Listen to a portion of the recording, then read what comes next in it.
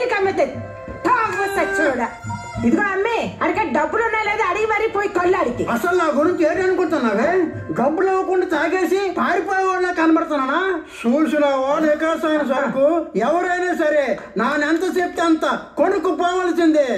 అమ్మి దాంతో రేటు గాని ఓ మంత కళ్ళుమ్మి. ఎంతకీ డబ్బులు ఉన్నాయా లేదా? నువ్వు మారవరా తాగుబోసి సచ్చిన. అమ్మ ఇస్తానులేమ్మా, నాన్న ఎక్కడ పారిపోతాను.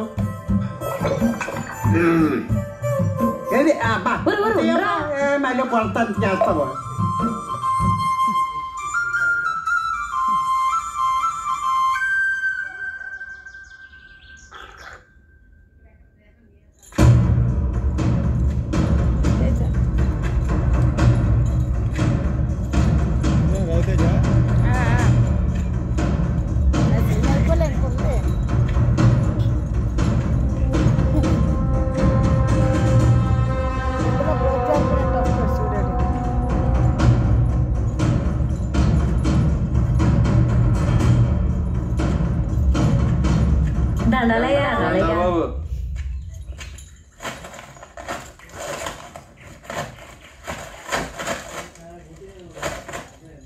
అమ్మయ్యా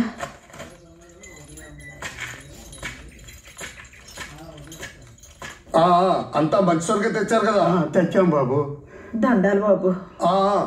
ఎవరెవరు ఏ సరుకులు తీసుకొచ్చారో అవన్నీ వరుసగా పెట్టండి.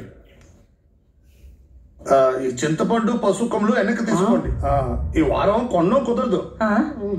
తాగుబోసి సచ్చినోడు ఇప్పుడు బాబు వద్దంటున్నాడు. ఇప్పుడు ఏడ్చేస్తావు, కళ్ళు కూడా చూడగానే సెమ్మె ఎత్తిపోతావు. ఇప్పుడు ఎలాగెత్తావు డబ్బులు? తాగుబోసి సచ్చినోడా. అదే తెలడం లేదు. తెలదు. ఇప్పుడు వెళ్ళి అడుగు. నిజం ఓడిపోయి ఇప్పుడు తాగుతాడని చచ్చిపోతావు. కళ్ళు పెట్టుకుని తాగుబోసి సచ్చినోడా. దొరా కిందటి వారం వెనక పట్టుకుపోనాం, ఈ రోజు వెనక పట్టుకుపోనాం అంటే ఇంటికాడ గుంట్లు గింజినాక ఏడుతున్నారయ్యా. కొంత దయ చూపండి దొరా. సర్లే, పిల్లలు ఆకలి అంటున్నావు, ఇంతకీ నీ సరికేదిరా? దొరా ఒట్టుకొస్తాను, దొరా ఒట్టుకొస్తాను. ఏజీలకి ఇమ్మే ఇదిగో దొరా. సరుకు బాగుంది గాని మరీ నువ్వు చెప్పినంత లేదురా. సర్లే, ప్రతిదీ వ్యాపారంతో చూడలేం కదా. పిల్లలు ఆకలి అంటున్నావు. ఇదిగో ఈ 6 తీసుకొని సరుకు బండ్లు పడి.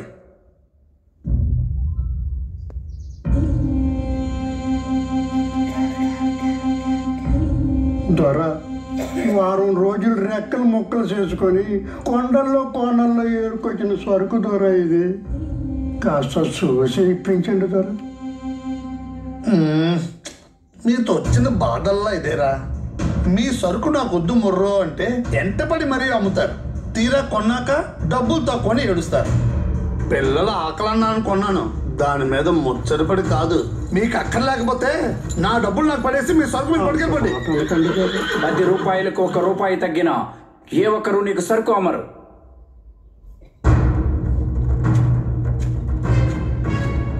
ఏంటి నాకు సరుకు అమ్మరా? నన్ను కాదని ఊర్లో సరుక్కునే మొనగాడు ఉన్నాడా? అలాంటి వాడు ఎవడైనా ఉన్నాడేంటి? ఎప్పటికైనా అర్థమైందా? ఎక్కడ ఇంకొక వ్యాపారి లేడు రాడు అనే ధైర్యంతో తనకు నచ్చిన ధరకే సరుకులు కొని 10 రెట్ల లాభాలకు అమ్ముకొనిచున్నాడు. ఈ రోజు ఇతని సరుకు బాగోలేదన్నాడు, రేపు మీ సరుకు నాశరకమంటాడు. తప్పనిసరి పరిస్థితుల్లో ఇతను చెప్పిన ధరకే మీరు సరుకులు అమ్ముతున్నారు. అందరి సరుకులు సమానంగా కొని సరైన ధరను నిర్ణయిస్తేనే ఇతనికి సరుకులు అమ్మండి, లేదంటే అమ్మకండి, మానేయండి. ఆకలి మంటలు ఎరుగని కడుపులు కావు మీవి. ఈ రోజు మండుతాయి కానీ రేపు నిండుతాయి. ఓరే ఇదిగా, నేను అలాంటోనేట్రా, నన్ను నమ్మన్రా.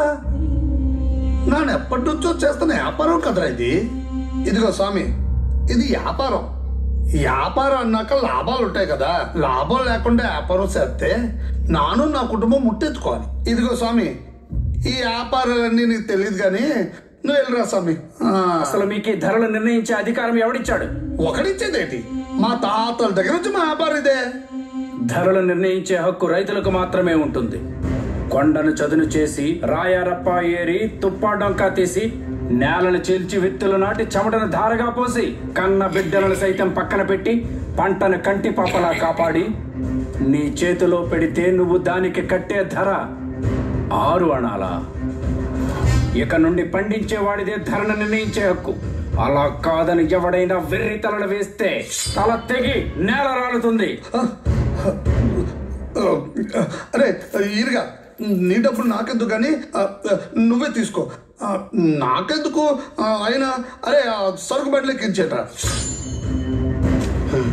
సమయానికి దేవుణ్ణాకి వచ్చినాడు బాబు. ఇదిగా నా తట్టెత్తు.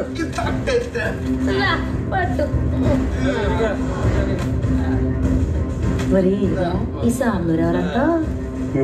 గొప్పలాగేమన్నాను. అంతా మీ దయ బాబు. కష్టం మీది, ప్రతిఫలం కూడా మీదే అయి ఉండాలి. చెప్పండి, ఇంకా ఏమైనా సమస్యలున్నాయా? ఈ మన్యంలో సమస్యలేని చోటు ఎక్కడుంది స్వామి?